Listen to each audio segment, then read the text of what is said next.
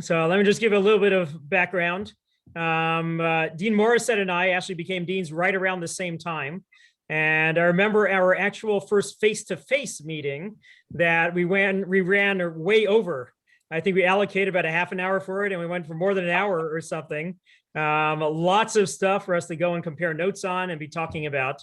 And there's three things that I've come to appreciate as we've gotten to know each other's institutions, I think, pretty well. One of them is the orientation towards learn and do.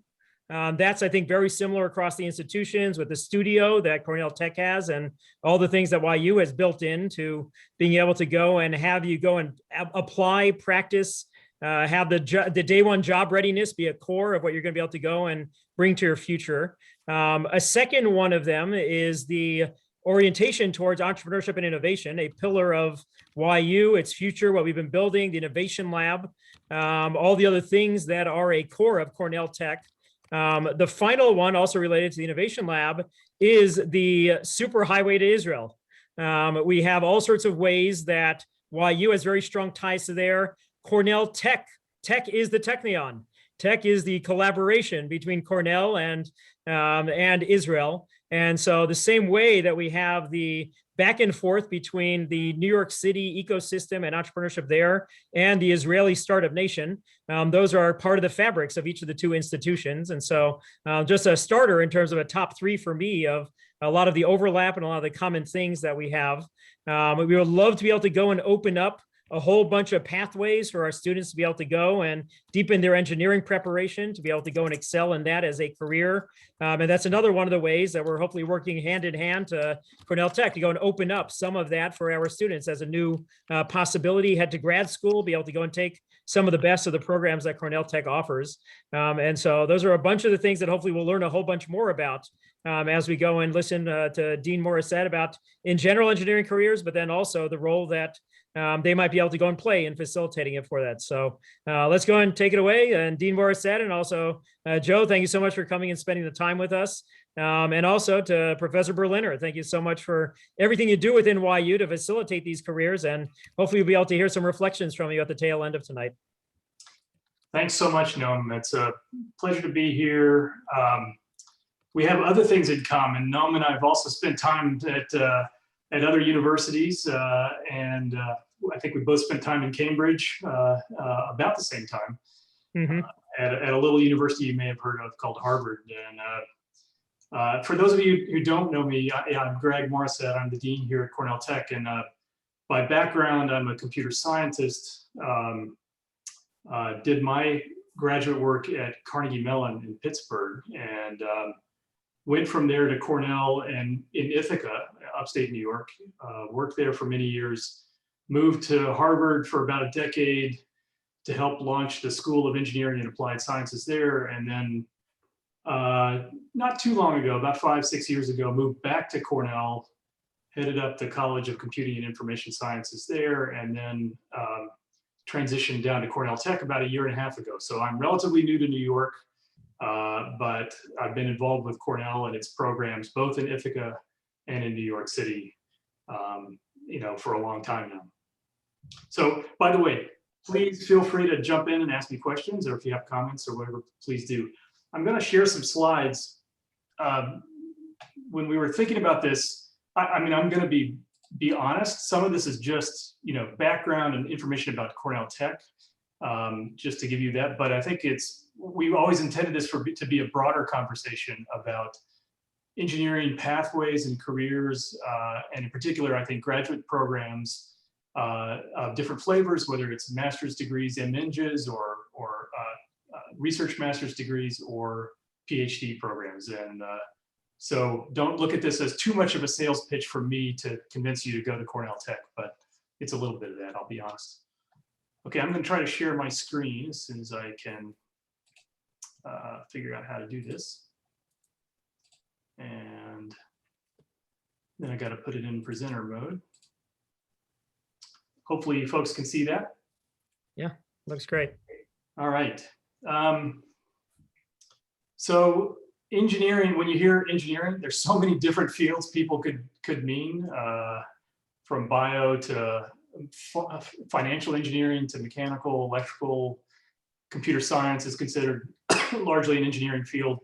I think the thing that they all have in common is the focus around building, designing, and constructing things informed by science, if you will. So, I mean, a big difference between science and engineering is science is really about understanding and engineering is really about building, but there's a ginormous feedback loop between those two broad areas. And of course, there are many different kinds of graduate programs in engineering. From a career standpoint, it's stunning how the jobs, the new jobs that are going to be created actually break down. Something like 70% of the jobs that the Bureau of Labor and Statistics predicts that are going to be created over the next 4 or 5 years are actually in the engineering fields. And so that's a huge proportion of where the new jobs are going to be coming from. There are many different graduate programs that you as students might consider, ranging from 1-year professional master's degrees. Those are in engineering often called MEng or MPS. There are these 2-year programs. Those are also very common across institutions. They typically have a combination of coursework in the first year and then deep, project-related research in the second year, often culminating in some sort of master's thesis. And then the PhD program is, of course, a very long-term thing. I think the average time for most of these disciplines to get a PhD is about 6 years. So it's a really deep commitment, and you have to really want to be doing research as your life goal to really pay that cost. On the other hand, the payoffs are wonderful. And then, of course, after a PhD, you can imagine doing a postdoc somewhere. So there's this sort of whole hierarchy of different graduate programs, and which one is right for you is really going to depend upon what your career goals are, what your interests are, and what the opportunity costs are. For example, 1-year MEng program, you typically end up making back in sort of the salary differential within a few years that the cost of attending a 1-year program. For a PhD, you're never going to make the money back. It's basically, like I said, you're really in it because you want to do research, and that's really what you want to do. But they all open pathways to a broad range of careers, and the training that goes into this, I mean, especially in the engineering disciplines, a key foundational element is always math. Math and physics, I would say, and increasingly biology and related, life sciences and physical sciences. But mathematics really underlies almost all of these things. And so just about any kind of program that you look at is going to require strong quantitative skills. It's also going to require increasingly strong computational skills and data science skills. So, and I'll talk about that a little bit more. Noam, you want to kick in here, or Ed, either one of you want to add an observation on this slide? The only thing I guess I would add is that the origin of the word engineer is the same as ingenuity. And there's a certain creative genius, which is also the same source that engineers need to be able to apply raw knowledge and theory to be able to, in an ingenious fashion, apply it to building, designing, constructing. So that's good. Yeah, I think one of the disciplines that we're getting ready to launch a program at Cornell Tech around is design, which is closely related to engineering, and really goes hand in hand. I think that creative element is one of the things that I enjoy most about engineering. The chance to sort of remake the world around you is a powerful thing. It has deep responsibility, but it's also deeply effective. And I think that's something that always captured me, was the ability to do creative work subject to constraints. They could be economic constraints, they could be physical or computational constraints.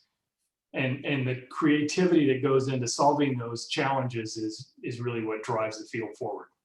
Yeah, just one other one to go and seize on one of the key words that you have on here, the interdisciplinary side. And a lot of that creativity comes from being at the nexus of multiple things. And I think we have a little bit of an embodiment. So Benji is, dual majoring. He's got 2 different places that he's doing it. Aviva's major BIMA is a combination of pieces of it. And so a lot of that same thing that might attract you to going and getting depth in a couple of arenas lends themselves very well to being able to go and translate that into engineering with the creativity, the interdisciplinary sides of it, and the other goals that you have to be able to become an engineer. Aviva? So it's my. Oops. Minor. But do you have any advice? I'm sorry, I missed your question. Oh, sorry. I'm a freshman, so I can choose another major, 2 double. 2 double majors, yeah. But I don't know which one to take. Do you have any advice? I'll leave that to my colleagues here, because I think local landscape matters a whole lot. I think and in some ways, what you major in is a little less important than what courses you end up taking. I would say, like I said, mathematics is really important. I'm sure Benji would agree with me that, strong math skills, quantitative skills will pay off no matter what pathway you go down. And I think increasingly computer science and computational data science skills are the other thing that pay off again, no matter what field you go down. And I think back to what Noam was saying about interdisciplinarity, increasingly the challenges in engineering really draw upon a range of fields. That is, to get to the bleeding edge of challenges around medicine or robotics or other things like this really requires knowledge from, for example, mechanics or electrical engineering, as well as computer science. And the mathematics that we learn that underlies that really transfers well across those different disciplines. So if I could push you in one direction, I would say take a lot of math courses. Aviva, you're just a first-year student now, is that correct? Yes, first year. And okay. So I would recommend that you take the course that Benji and I are sort of team teaching in engineering foundations. And we're going to cover all the different fields of engineering, including topics such as reliability, mathematical-based reliability, that sort of stuff. And that will give you a pretty good feeling for what the different fields are. So the registration hasn't opened, but if you want to, the course is taught on Friday and Benji's lab is taught on one evening. I would recommend you're signing up for it just to get a better feeling for what's out there. Okay, thank you. Thank Great you, Greg. question. So, all right, so what I want to do very briefly is tell you a little bit about Cornell Tech as a new institution and how it plugs into that engineering landscape, and maybe contrast it a little bit with places like Cornell and Ithaca or Harvard or the Technion, because it's a very different kind of institution, the same way that YU is a different kind of institution. But we can use that as a chance to talk about things.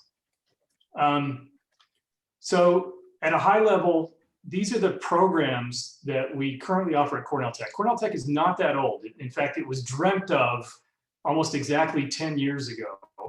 And it really just got started about 2014 and has been running ever since. And started with 8 students. Now we have about 400 students total.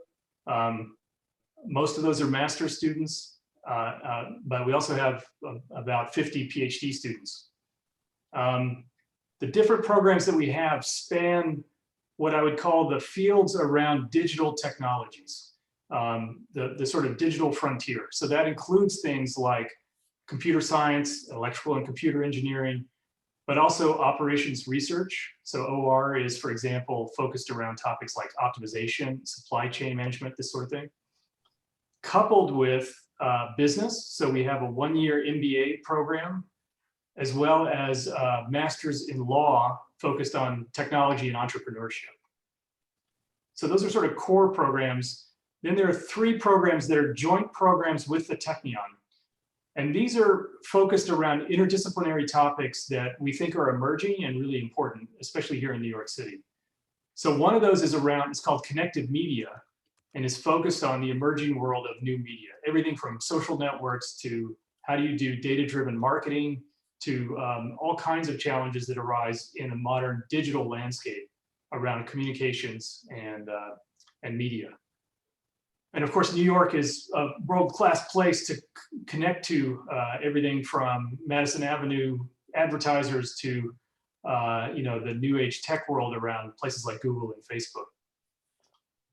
The second of the Technion dual degrees is in health tech. So this is really at the intersection of things like robotics, virtual and augmented reality, and other things like this and devices like Fitbits or smartwatches, phones, et cetera, and how can we use them to better affect wellness outcomes in people's lives. So it's the intersection between medicine and digital technologies. The third degree is our most recent program, and it's focused around urban tech, what we call urban tech, but it's really all the challenges that a modern large-scale urban center face, from transportation issues to building construction and management issues, to issues around privacy and security in the age of cameras everywhere, and how does a municipality deal with that. So those programs are interesting. They're 2-year programs. Like I said, they're dual degree programs with a Technion. I think they're one of the most unique programs in the US, in part because of that partnership with the Technion. We have faculty here in New York that are from Cornell and faculty here that are from the Technion, and whose tenure home sits respectively in those two places. And they both teach in all of these programs, but the real focus for them is around these Jacobs Technion Cornell programs. At the PhD level, we have a number of disciplines represented as well, all focused around digital technology. So that includes computer science, applied math, electrical engineering, information science. Information science, by the way, at least in Cornell parlance, is the set of, it's sort of social science meets computer science. So think, for example, the computational economics is a good example, but also things like human-computer interaction and the challenges of designing things for a human-centered world. And then, of course, operations research and statistics are also represented here. So those are sort of the degree programs here. Any questions about that? So I mentioned the history. So the way this place got started was under Mayor Bloomberg back right after the last financial crisis that New York faced. He and his administration felt strongly that New York needed to diversify its economic base. And that one of the ways that he wanted to do that was to invest in the digital tech world here in New York City. At the time, of course, Silicon Valley was world-class in terms of startups and entrepreneurship around digital technologies. New York was okay, but not great given its size, its impact, and its ability to really influence the world.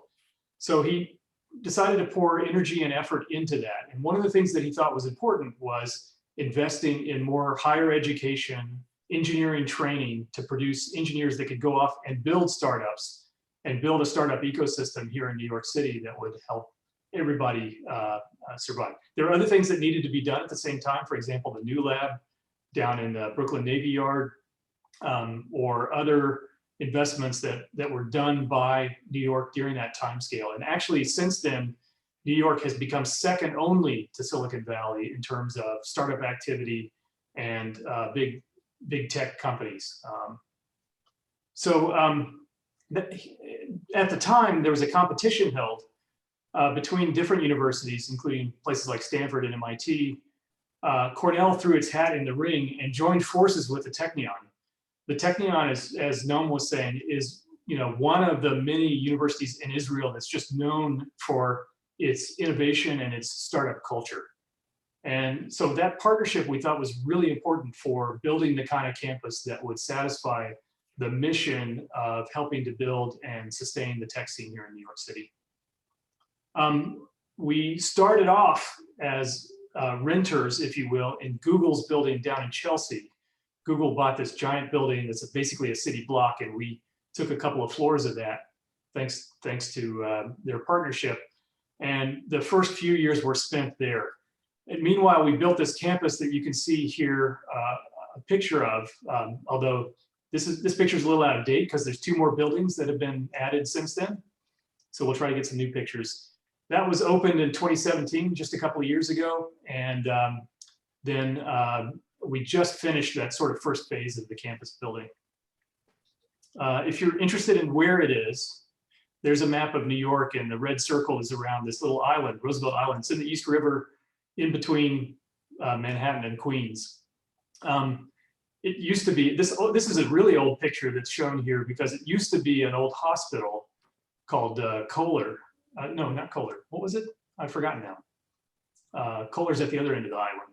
But this island, almost, it's kind of a funny story if you go back into the history of it. This island was used to basically banish people that had infectious diseases. So there was a smallpox hospital, there was an insane asylum and other things. I think it's still somewhat of an insane asylum given who's here now, people like me. But truthfully, it's been revitalized, and part of the Cornell Tech campus being placed here was to help rebuild and revitalize this island. If you want to get here, you can get here on the F train or by the ferry. My favorite way to get here is the Roosevelt Island tram, which goes over the East River by the 59th Street Bridge. If you get a chance, it's a wonderful thing to do. And especially during COVID, the island is a great place to get out and walk around, get some fresh air, see some green spaces. So if you get a chance, come on over and take a look around. There's a number of beautiful buildings on campus. This is a place that we call the Tata Innovation Center. It has a mix of classrooms and companies within it. Many of the companies are startup companies that are spun off by our students, but there's a handful of others. For example, Ferrero Rocher is in here, Citi is in here, from Citibank, but also Tata Consulting Services. They named the building. Ratan Tata was actually a graduate of Cornell, and the building is named, after, to some degree, in his honor. But as I said, most of the occupants in this building are actually student-led startups that graduated from our programs. Actually, my favorite new group that's moving in is a group of Italian automakers that are interested in autonomous vehicles. So I'm hoping I'm going to get a Ferrari or a Maserati out of this. We'll see how that goes. This is another building, the Bloomberg, Emma and Georgina Bloomberg Center. This is the main academic building on campus today. It's sadly empty because of COVID, and most of our instruction is online at this point, but we hope to be filling it back up again this fall when hopefully everyone will be immunized. Both are beautiful award-winning buildings, and I invite you all to come over, and I'll be happy to show you around. There's some really interesting artwork in here as well. Things that Mayor Bloomberg valued very much in the design, and we integrated into the buildings themselves. It's also an interesting building because it's zero energy, meaning we generate all of our electrical power from solar panels on the roof, as well as some geothermal wells that are drilled into the island to help with the heating and the cooling. So it's a net zero building, and I think that's pretty exciting given the age of climate change. There's also an apartment building where students live. This is called the house, and in fact, I'm in it right now. I live here with the students. It has wonderful views of Manhattan and Queens. It's also an extremely efficient building, with, for example, triple pane glass and so forth. One of the things we really invested in was trying to make a campus that was as sustainable as possible as we constructed it. So Noam mentioned one of the things that makes our curriculum here a little different, and something that I think YU shares with us deeply, is this idea that real innovation occurs when you bring teams of people together from different disciplines. So Benji, you were talking about, for example, medicine meets physics, right? And when you bring those two disciplines together, you can tackle all kinds of problems that neither expertise can do on their own. We have a program that's explicitly aimed at this called Studio.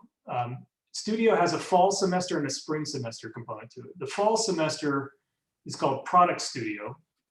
And what we do is we bring in about 100 different companies from around New York, companies or organizations, to work with students on teams. The teams are made up of a mix of people from different disciplines. So we might have, for example, an MBA, a law, a design, a computer scientist, an electrical engineer, and an operations research student, all on a team working together.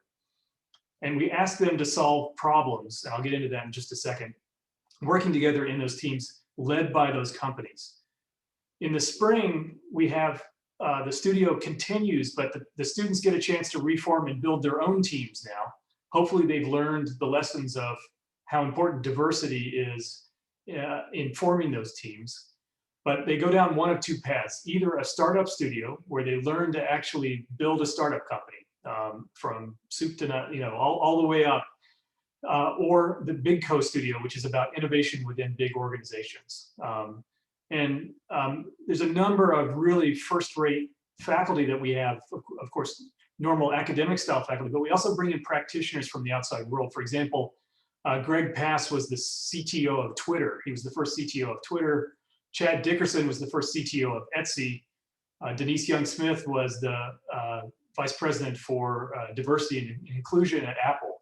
So we're able to bring in these really high-powered tech C-suite executives to really help lead and direct what's going on in the studio curriculum. So I mentioned Product Studio. We're trying to get students to tackle real-world problems in there. So we ask companies to come in and pose questions that we call how might we questions. So I'll give you an example of that. Here's a couple of examples on the right. One of them was, how might we use online data and news sources to distinguish between real news and fake news? And so that was the challenge put forth by this company, VaynerMedia, and they worked with students on a team to actually try to build, to study the problem and to build solutions for that problem. And another example was, how might we leverage virtual reality technology to improve the quality of life for people with cancer? And so that was another example where, in this case, Memorial Sloan Kettering worked with a team of students to try to build prototype tools that they're actually using over at MSK now. So we have, as I said, about 100 different companies or organizations, including, for example, the mayor's office here in New York City, or the MTA. You'll be happy to hear Ed, as clients of this process. They're not really coming in asking us to build products for them, rather to solve big problems and to let students wrestle with these challenges. In the spring, I mentioned Startup Studio. So that's led by, for example, Chad Dickerson, I mentioned him, but also Bradley Horowitz, who's a vice president at Google. And here the students get to, well, that's Big Co Studio. They get to build a team and they get advised by a C-suite or vice president level executive around their team. They really learn and invest into how do you understand an organization and how do you do product innovation within an organization. In the Startup Studio, we ask students to build a company from the ground up. And they actually compete for awards from that. We've spun off about 40, actually more than 40 companies now from that program alone. There's another 30 that we've spun out from a postdoc program. So just in the last 7 years or so, we've spun off about 10 companies a year from these programs. The winners actually end up getting some space in that Tata Innovation Center and enough funding to survive for a year. And then our hope is that they'll go off and actually take those companies to fruition. And a number have, I mentioned a couple down here at the bottom that were early companies that got bought by, for example, Adobe or Circle. But that's an example of the kind of thing that happens in the curriculum. The studio curriculum cuts across all of our disciplines. Doesn't matter whether you're a computer scientist or an MBA student, it cuts across all of them. I'm gonna breeze through this really quickly because these are just more details about what the programs in, for example, computer science are like, or electrical engineering. They'll just give you a sense of what these programs are. Most of them are one-year programs. We found that a lot of students didn't want to pay that cost of spending 2 years, so we really crammed a lot into 1 year, including that whole studio perspective.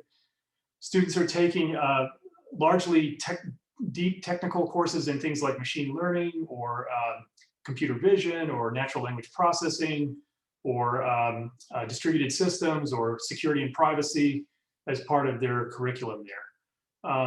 But studio is a big part of it.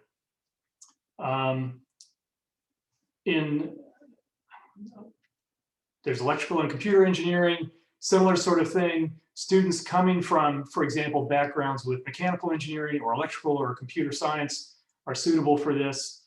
And they take a range of courses like digital signal processing and Bayesian estimation and learning and so forth, or embedded systems. And then the operations research is really for people with an engineering or math background.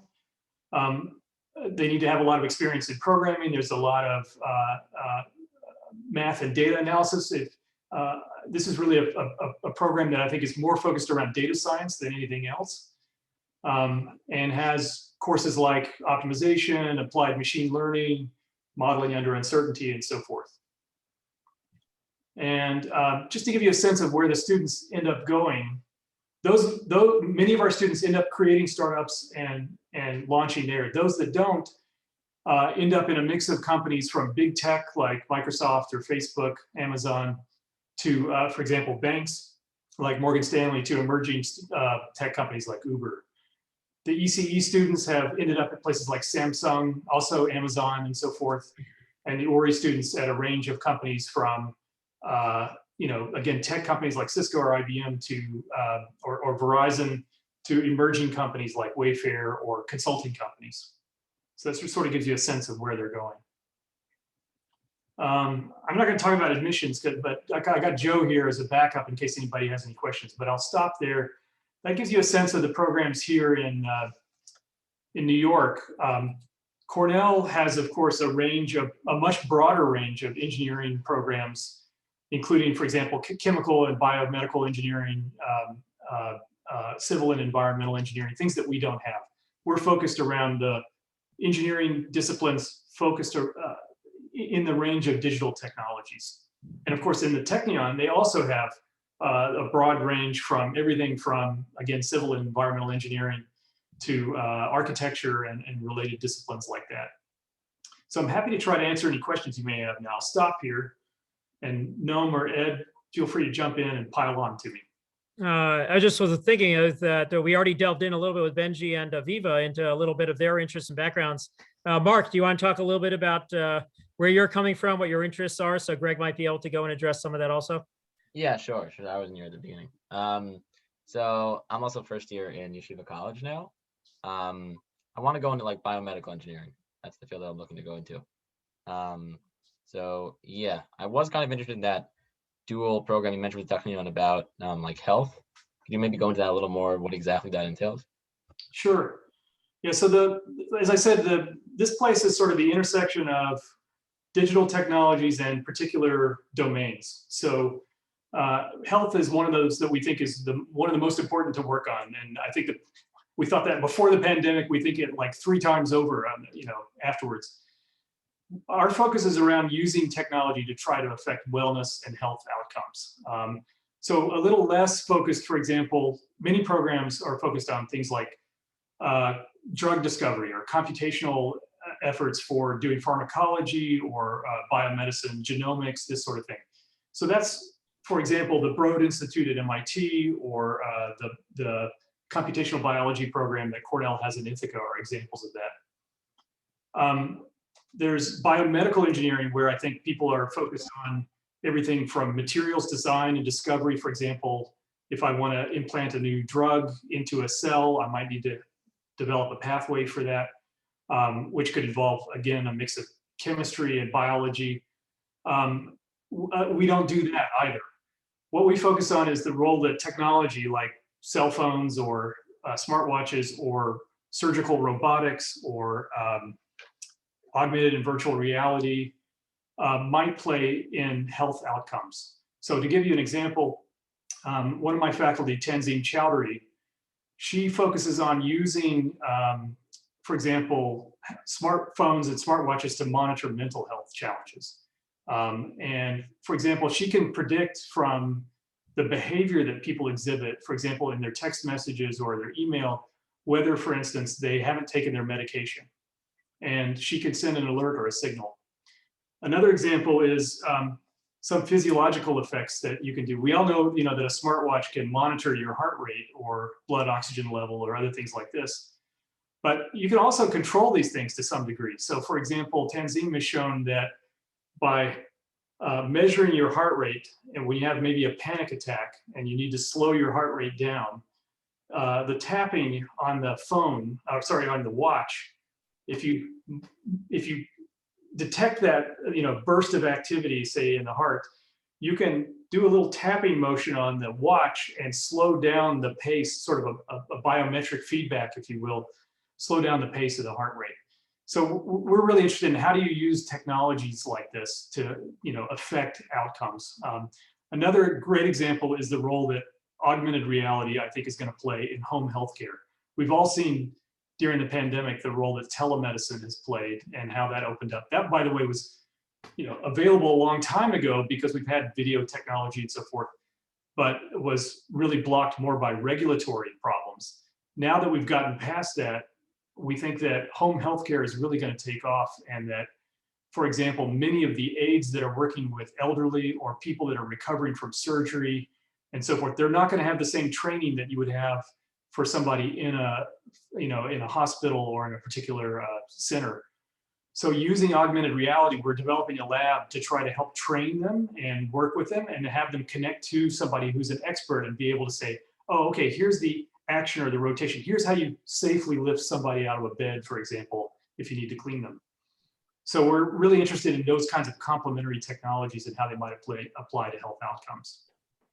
Does that answer your question, Mark? Yeah, for sure. So if, let's say, a student was going into that discipline, like you're saying this whole time, it's very interdisciplinary. So would you want them to have like a background, let's say, in biology and computer science? Like they should get something strong in both, or like what's the expectation for that?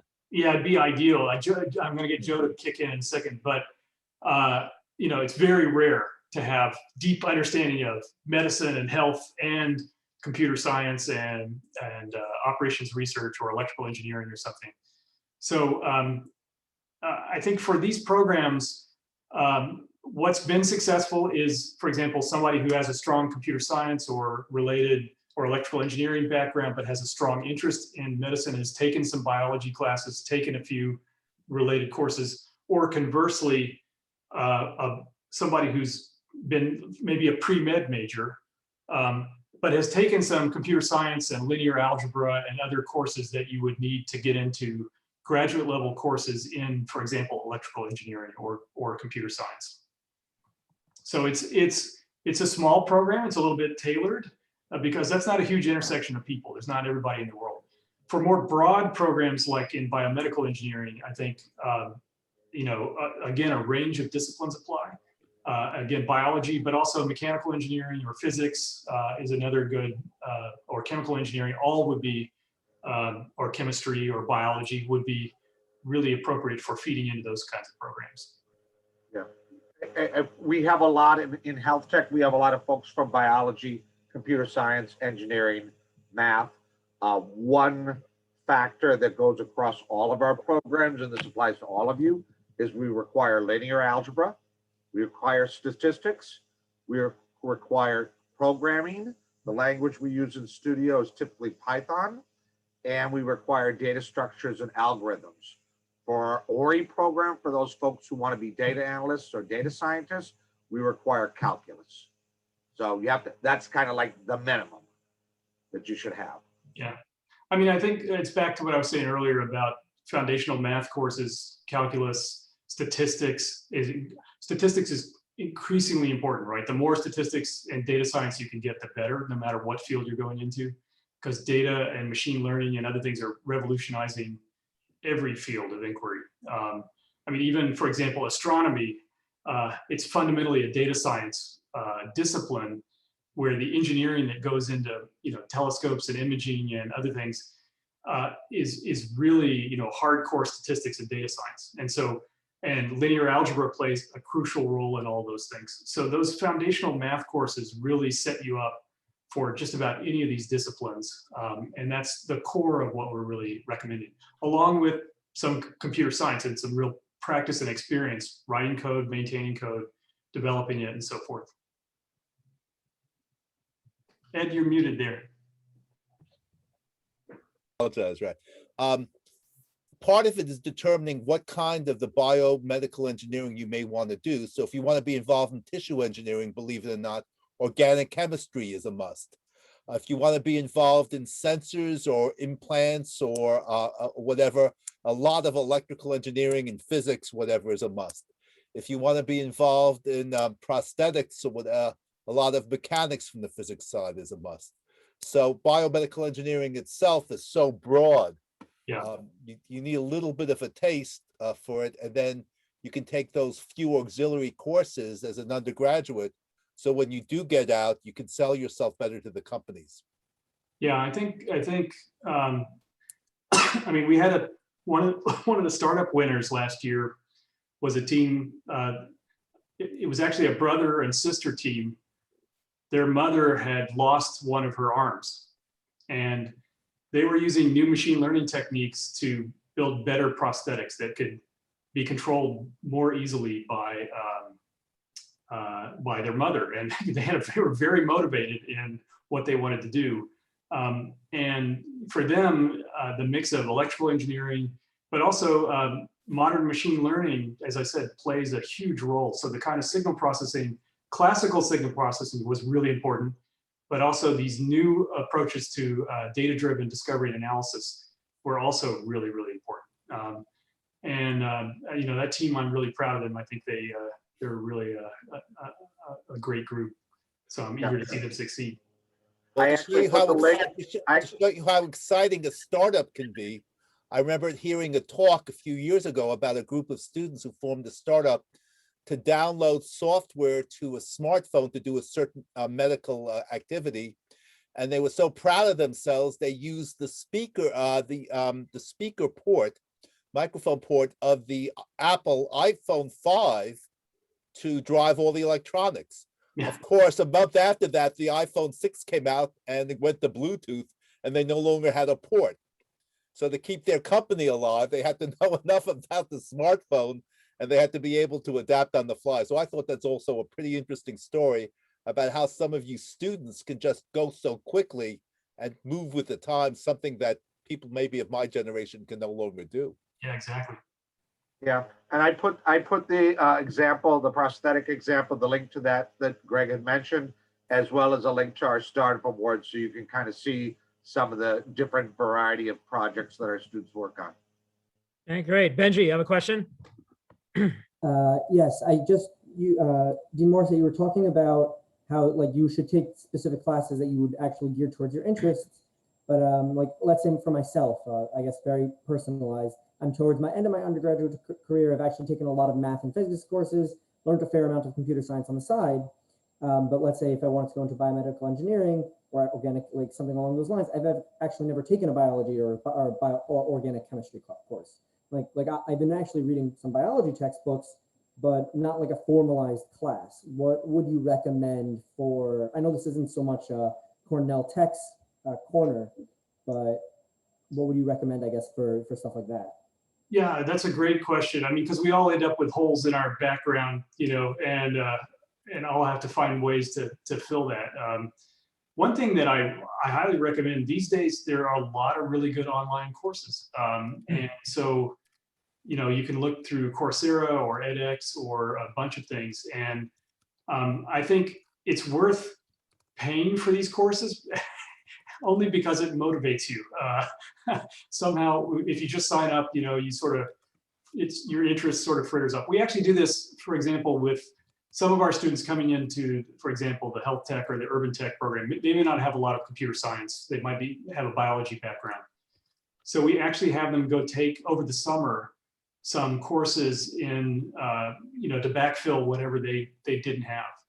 Now, we do the assessment at our end instead of relying upon the assessments from the courses, just to make sure that they actually do the work and understand the material. But, you know, I think for somebody, and as a graduate student, you have to get used to that. You have to go off and you have to find the knowledge, and you have to figure out how to pull it in and work with it if it's not being presented to you front and center. And, it's a great habit to get into. Like whenever I want to learn about something, it's so much easier these days because you can go find these online materials. Books are great, but, for me, watching not just lectures, but having the exercises to do. That for me is how I really learn the material. Is now it's hard for a lab course. Like if you wanted to be a tissue engineer and, you wanted to do some organic chemistry and actually do the work, of a chemist or a biologist in the lab. I don't know how to get that experience, but at least for the sort of things like math or computer science or the foundational science behind biology or this sort of thing, I think you can do a lot of good stuff online. And I think increasingly, one of the exciting things about, and the pandemic has accelerated this, is graduate education is going to get more and more tailored and customized. Because we're going to be able to say, okay, Benji, you know this stuff and that stuff, but here's a hole here. Let's go find you the best course that we can around that and get you up to speed on that. And you could do that on your own terms. You maybe don't need a whole semester to do that. Maybe you only need a half a semester to work through that course. And I think that's going to be an exciting transformation for how graduate training is going to really change. And we need that. Because in all the fields that you're all talking about, it's really interesting that all three of you are talking about fields that I think really demand a broad interdisciplinary understanding. And so there's never going to be a major that's perfect for you. You're going to always have some things that you know well and some things that you didn't cover. But that's going to be true no matter what field you go into, because all the interesting emerging stuff is really combinations and at the intersections of traditional old school things. I mean, if you think about it, my own field, computer science, 50 years ago, it didn't exist as a field. It grew out of math and physics and electrical engineering and emerged. And now I see new fields like information science emerging from computer science. The fields are always evolving, and it's because of the pool of people like you that want to go blaze new trails and go off in new directions. Okay, Benji, you're interested in the PhD route rather than like the master's route. Is that what you were saying before? Yeah. So Greg, how would it differ for him compared to say the Mark and Avivas who might be more interested in the master's side in terms of thinking about both preparation and then also the admission side of it? Yeah, I think for image and so forth, strong coursework, internships are good things to think about. Aviva and Mark, I think over the summers, putting yourself to work and in the real world is something that we look for. I think, Benji, if you get the opportunity, and I recommend this of all of you, if you get a chance to do research with a faculty member, that is something that also sort of tags you as somebody who is great for a PhD program. So for example, when I was an undergraduate, I was very fortunate to have a faculty member who reached out to me and hired me over the summer to work on a project that he was working on. And I learned so much doing that. First of all, I learned that I love to do research. And I've hired over my career many students over the summer to work with me, and some of them love it. Some of them realize they hate it. And part of the reason they might hate it is that research, it can be very frustrating. It's up and down. You think you have a great idea, you're going to change the world, and then you realize, 10 other people have already figured out that thing. And you know what? They all figured out it was a bad idea. And, now I have to start over again. That can be very demoralizing. So, research is an up and down kind of thing. And it's right for some people, but it's not right for others. I think when we're looking for candidates in PhD programs, we're often looking for that research experience and that spark and that drive, because it is a long program. And being a PhD student is a little bit like being a monk. You're often funded in the sense that faculty are usually funding in engineering and science programs. Usually you're funded by the faculty to work on projects as a research assistant or as a teaching assistant. So you're not having to pay to go to school, but you're also not getting paid a lot. You're getting paid just enough to live on. And so if you contrast that with going off and working in the real world where you can earn a real salary, the opportunity cost just in terms of raw dollars is really high. But in terms of learning and your life goals, it might be exactly the right thing for you. Yeah, I would have to add, Benji, if you have the opportunity to present at professional conferences, that's also beneficial. If you can be a co-author of any type of research that's published, that's also helpful as well. Yeah, I think I was just going to say that in all these fields, that there's the technical aspects, and then there's the sort of professional development aspects, and a key one is communication. So writing well, speaking well, presenting well, these are all also things that, because what good is the research if you can't communicate it? And so that's the other thing that we really look for. And somewhat surprisingly, I often am more interested in the students who already have good, and it's part of the reason I love liberal arts schools, have really good communication skills. They may have a hole in their math background. We could fill that, right? But if they have challenges around communication, then, for example, they can't logically lay out an argument, and I'm not talking about fine tuning the wordsmithing or whatever, but think logically and communicate clearly, then it's going to be much harder to be successful. I just want to say, Benji, you were a Crissell Scholar, is that correct? Yes, I'm currently doing research with professors. So I run a program at YU where we select 5 students and give them for research project with their faculty members, give them a stipend, give them a research budget, and give the faculty a small stipend to work with them. And again, it's only 5 students, so I think that was quite a feather in Benji's cap. So you'll forgive me for tooting his accomplishment. That's good. Thank you, Professor. By the way, for both Mark and Aviva, if you get a chance to engage in research with faculty, I think it's useful no matter what you end up doing, because research skills pay off no matter what kind of discipline you go into. And also it gives you a taste. Maybe you'll change your mind. Maybe you'll think, oh, I want to go do a PhD or something. So if you get a chance, I would highly recommend it. It was life-changing for me. Yeah, so just up that alley, I think Benji might have another question, but Mark and Aviva, this summer, we have the research apprenticeships that we have in place that the faculty are posting that you can go and check out to be able to get that research experience. And we also have multiple internship programs, the summer Israel internship program, the consulting force internship programs and things like that.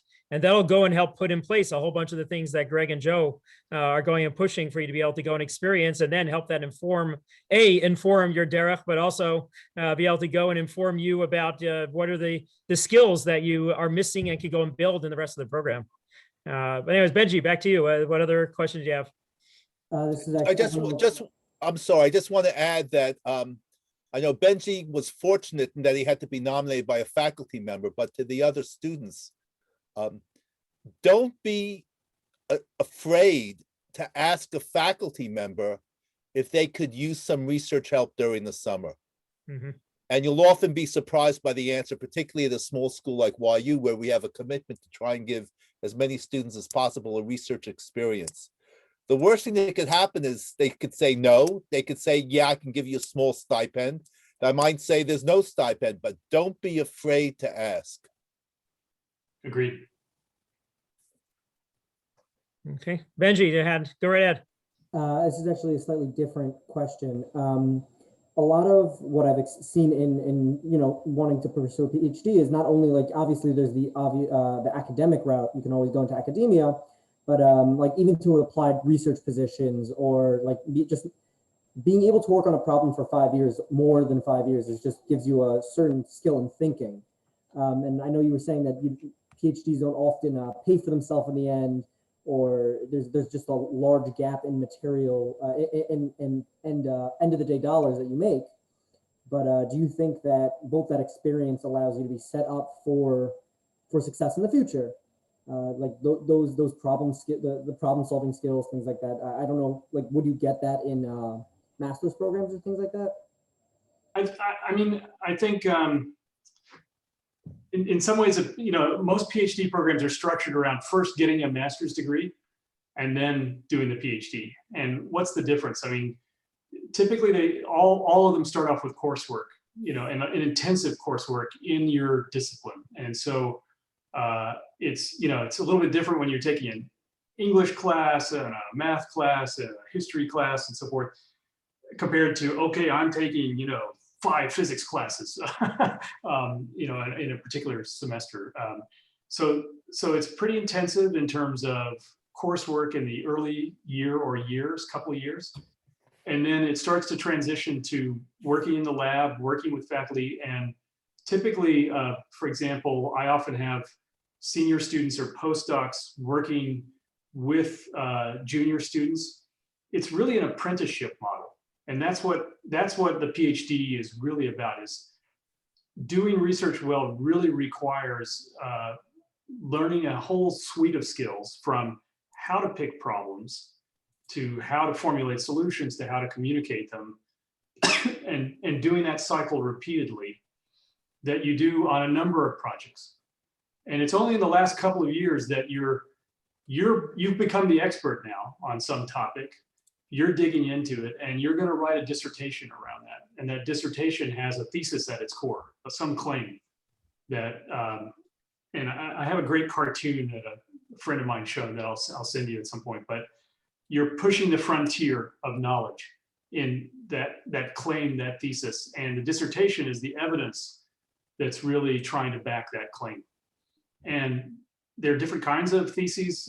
Mine had a mix of, for example, some math, I call it theorems and graphs, some math where I was proving some things that were achievable, but also some experiments that were answering questions empirically. And, different disciplines have different mindsets around that. And becoming a member of that research community, understanding its norms, its procedures, its approaches, understanding the literature and the background. So for example, that you're building on the shoulders of previous generations instead of recreating it. All that goes into a PhD. And that's why it's such a long journey. Now, having said that, it took me 6 years to go through my program, 6 of the best years of my life, because I got to do nothing but research every single day. Absolutely fun. And the difference, by the way, I should say, something like 70% of our PhD students end up going not into academia. They end up going into industry. And those skills pay off tremendously, no matter whether you go into academia or into industry. The difference in academia is you're also training the next generation. And that's enormously rewarding and enormously fun.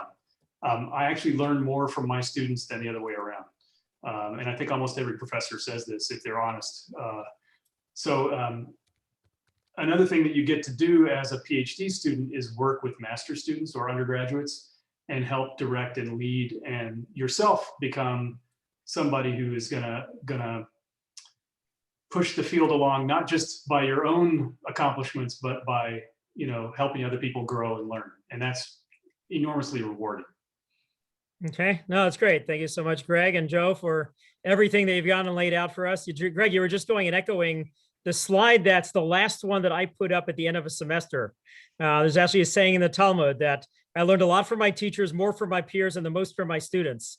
And so the same kind of thing that you were seeing echoed within pure science realm has been for the last 2,000 years, a echo within the Jewish thought and everything. Thank you to our students who showed up and with your questions have taught us about what's top of mind for you and a bunch of the things that you're thinking down your path. If you have any questions that you want to go and discuss with us, swing by, and whether it's Professor Berliner or me, for us to be able to go and do. Joe just went and put his email address into there. We'd love to be able to go and help you on this path. May this only be the first step in a dialogue about how we can go, whether it's at YU or whether it's at Cornell Tech, being able to go and facilitate whatever the next steps on the path that makes sense. Wonderful. Okay, Aviva, you have one last question? Go right ahead. Yes, where I can ask all the questions about the prerequisites to get to be able to enter after YU to Cornell Tech or either Technion, because I'm lost. So Joe just put his email in the chat. And he can, hopefully he can answer questions. If he can't, then I'll put my email in the chat as well. Let's see. You asked about prerequisites? Yes. Yeah, so as I had mentioned, for all of our programs, we require linear algebra, stats, programming course Mhm. in Python, and data structures or algorithms. For our operations research program, if you want to be a data scientist or a data analyst, we require a little bit more math. We require a calculus course. So that's the minimum. Okay. In high school in France, I did linear algebra and calculus, and very deeply. So do I need to take it in college also? No. French training in mathematics is awesome. So good for you. I took math specialty in math for my last exam of high school. No. Aviva, you've got to see what courses are transferred onto your transcript. Yeah. There's a special service that YU and most other universities look, which convert international courses to our courses. Oh. And so that has to be done, that you have to go see the advisors to have that done, because you may say that it was covered deeply, but if it covers different things, you may not receive any credit on your transcript at all for Calculus 1. Okay. So the first step is to make sure what courses from France are transferred and appear on your YU transcript with YU course numbers. Greg, is that correct? That's correct. Yeah, I should say that. I'm overgeneralizing. I've been fortunate to have a number of French graduate students and postdocs, and they're all brilliant. You know, I don't know. So there's something in the water or what, you know, in France. So In the wine. yeah, exactly, or the cheese or something. Yeah.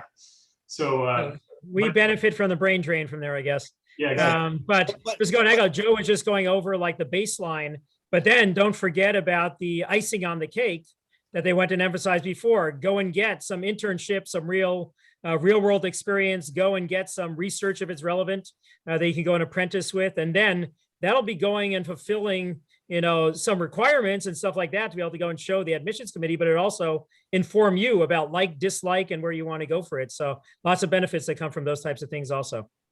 Okay, so thank you all again. Really appreciate it. Stay in touch about anything we can do with you to go and help you on those paths. And Greg, would it be possible to get your slides also for everyone? We can go and be able to post that too? Sure. Okay, terrific. And we'll post the video. Tell any of your friends who weren't able to make it that will also be providing the video for it. Thank you all. It's great to meet you. Thank you very much. Thank you all again. Right. Thank you all. Take care.